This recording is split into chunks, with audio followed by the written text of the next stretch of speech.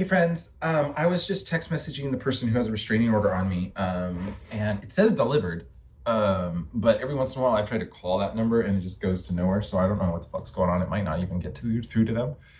Um, this is Echo Augustine, but I wrote them a little poem that was designed to prove that I could be a better mindfuck friend partner than one of the people they're like intellectually sadomasochistically cucking their intelligence with by pretending they don't see through their manipulations, and then like letting them control them or something like that.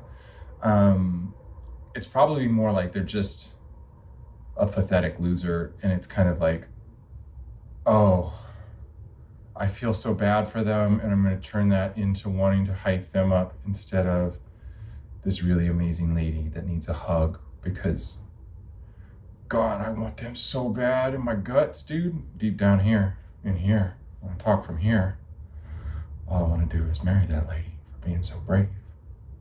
That kind of vibe. So, speak from here about me. See what happens, honey. Um, but I figured something out in that text message chain. All of you, all of you who are CMEs, just speak from here about me, whatever your voice is. What does that say? Angel. Oh my God. I would like to tell you something. I have figured it out. The Trojan horse. And I'm going to put this into my mythology collection, but I wanted to just kind of like own the intellectual property with a timestamp outright.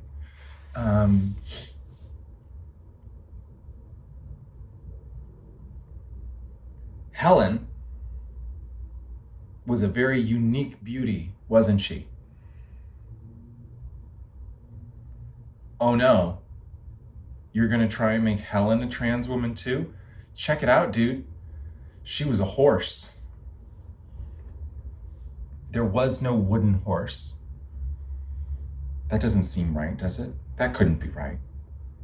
Wait, maybe that is right. Maybe that was some myth we made to make it seem less embarrassing and kind of eliminate trans women. And maybe she was such a unique beauty because it really stole somebody's heart to see an angel princess that was in a male body that kind of like redefined beauty. And then they were like, oh my God, she wants to come back with me. It doesn't really make sense. Seems like she's up to something. But God, she's so pretty. We all want to fuck with that dick, dude. It was so hot when I banged her in her room. Maybe, yeah, dude, she's gonna sneak back with me. This is awesome. She's gonna sneak back and like drop stuff off the ship, and you know, she's gonna start being. She didn't have to do that. They knew where they were going. What she's gonna do is go into the city and fuck all of their brains raw from the inside out with her magic clit, and she's going to burn the city from the inside out as the Trojan horse, dude. She's a horse. Ride that horse, dude. Any way you want. Except for from the front. Unless you just like to mash meat, dude. But that's what I'm saying. That makes too much sense. Too much sense. And I love it the most. Because that's more myth to dive into. And it's fascinating myth that just got its little Ankh keystone to then envelop outward from. And that's the thing, is some of these stories that I kind of like have hit in shorts, those they might get unfolded into full-length novels someday. I would love to go back and explore Hypatia more deeply, perhaps with more research. That's the thing, is I'm going to do something that's actually like historical and not just a kind of metaphorical myth-making think piece. I'm going to want to do some digging, because I don't trust history to be anything but myth misunderstood. But I don't have the learnedness to have that like fully researched insight onto the texts that will show me the way to truly understanding the layers of what might actually be history, what's myth, what's what. I had a funny idea. I like the idea of Plato having created the idea of the lost city of Atlantis as some out of time DNA prophecy, kind of like I have felt like I've been tapping into through my openings into my body's intelligence, which actually goes back to a lot of like science fiction authors and stuff. People are like, wow, they're like predicting the future. It's like, yeah, maybe they feel the future a little bit. Maybe Daphne's not crazy in the past, and Echo's proven it.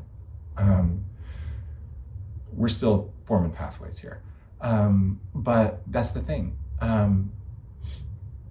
That's the Library of Alexandria, the lost city of Atlantis, the greatest repository of knowledge ever lost. It's too synchronous. It shows to me that there's truly something going on with myth making out of time. The myth of Jesus, right? It was also the myth of Horus.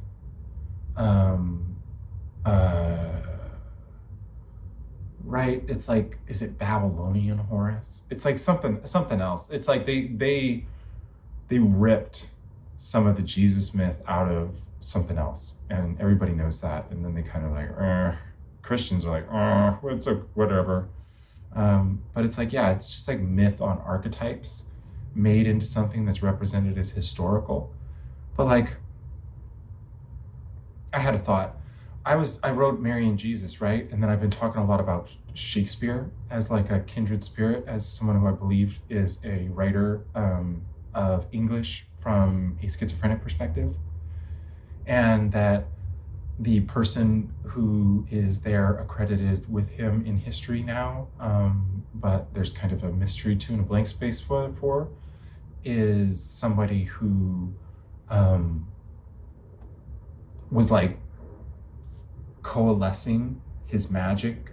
What if it was the opposite way around, and those were people who were mythologized out of time in the story of Mary and Jesus, and Mary was her and Jesus was him. That would make some sense too. So that's hot, because I've been getting the vibe that Jesus just didn't happen, and that's cool. If you're not a psycho, because then it's just a good myth that got corrupted, and it can fit with other myths when it's not like, hey, you have to respect mine as my God's truth, dude. It's like, no, dude, you have to respect that there's no way to know if that's true or not.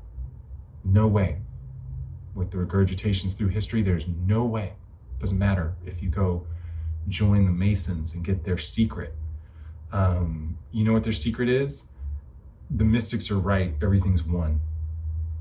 That's their secret, dude. It's like, look at Amandla, they figured it out. Big secret. Thanks for making me a slave to patriarchy. Wonderful. Now I can know that spiritual people were correct.